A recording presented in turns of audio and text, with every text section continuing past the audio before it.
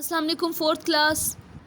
हमारा जो दूसरा यूनिट है माइक्रो ऑर्गेनिज़म्स, आज हम जो है उसका दूसरा टॉपिक पढ़ेंगे फंजाई, कि फंजाई क्या चीज़ है। सही है। Fungus, living organisms that can no longer be considered as animal और a plant is termed as fungi. वो ज़िंदा ऑर्गेनिज़म जिसको ना हम एनिमल्स में शामिल कर सकते हैं ना पौधों में शामिल कर सकते हैं, उसको फंजाई कहा जाता है। Not all fungi are microorganisms. Some are also can be seen by our eyes like mushroom. सारे फंजाई माइक्रो ऑर्गेनिजम्स नहीं होते, कुछ को हम अपनी आंखों से भी देख सकते हैं, जैसे कि मशरूम। मशरूम आपने देखा होगा, ऐसी शक्ल होती है मशरूम की, आपको बागों में अक्सर नज़र आएंगे। ठीक है कि सारे माइक्रो ऑर्गेनिजम्स नहीं होते, कुछ इतने छोटे होते हैं जिनको हम माइक्रोस्कोप से देखते हैं और कुछ जो है हमें अपनी आंखों से नज़र आते हैं, जैसे कि मशरूम। मशरूम को हम खाने के लिए भी इस्तेमाल करते हैं। But many of them are microscopic like yeast, और इनमें से बहुत से ऐसे हैं जिनको हम खुर्दबीन से देख सकते हैं, जैसे कि खमीर। सही है। They can be beneficial as work as they act as decomposer clean our earth. इनमें से जो है ये फ़ायदेमंद भी हमारे लिए साबित होते हैं। फ़ायदेमंद इस तरह क्योंकि ये डिकम्पोज़र का काम करते हैं। डिकम्पोज़र का मतलब ख़त्म कर देना, यानी कि गले सड़े चीज़ जब हम बाहर फेंकते हैं या कोई एनिमल मर जाता है या इंसान मर जाता है, ठीक है, तो वो डिकम्पोज़ हो जाता है, ख़त्म हो जाता है। कैसे? फंजाई की मदद से। क्योंकि अगर ज़मीन पर पड़ी चीज़ें ख़त्म ना हो, यानी कि चाहे वो प्लास्टिक्स हो, चाहे वो बाकी चीज़ें हो, खाने की चीज़ें हो, चाहे वो कोई एनिमल हो, उन सब को ख़त्म करने में फंजाई मददगार साबित होता है। ठीक है। इसी तरह हमारी ज़मीन भी साफ़ हो जाती है। Many of them can be used as food.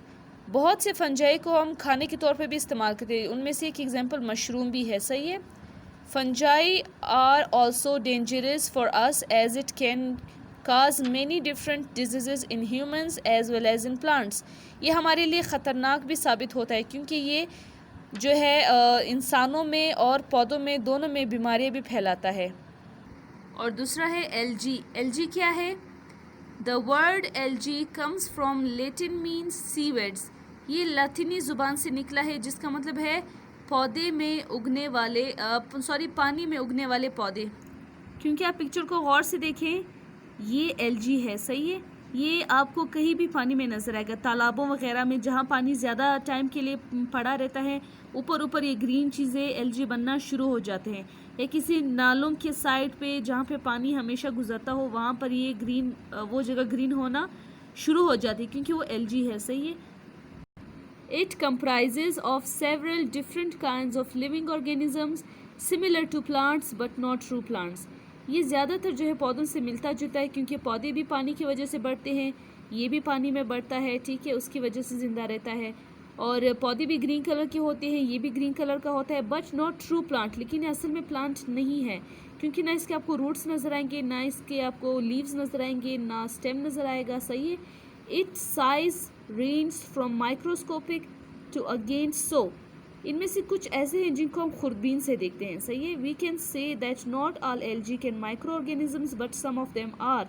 अब जैसे कि ये वाला हमें अपनी आंखों से नज़र आ रहा है, तो हम ये नहीं कहेंगे कि सारे एल्जी जो है वो माइक्रोस्कोपिक है।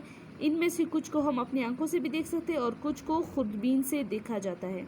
अब देखिए, फॉर एग्जाम्पल स्पायरोजाइरा एंड नोस्टॉक, ये दोनों एल्जी के एग्जाम्पल्स है। ये वाला और ये वाला, ये दोनों एल्जी के एग्जाम्पल्स है और दोनों माइक्रोस्कोपिक है।